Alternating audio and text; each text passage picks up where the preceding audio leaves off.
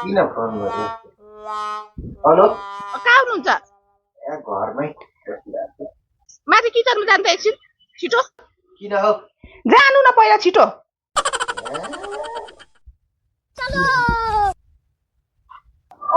जाँदैछु रुको जरा पुग्नु भयो सबर करो पुगे भन त गोजीमा लाइटर छ लाइटर छ त्यसो बाल्नुहोस् त लाइटर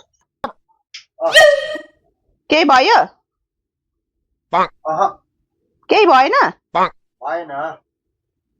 अनि मलाई त छिमेकीले त तिम्रो घरमा पुरा ग्यास लिक भइरहेछ पुरा गनाइरहेछ पो भने त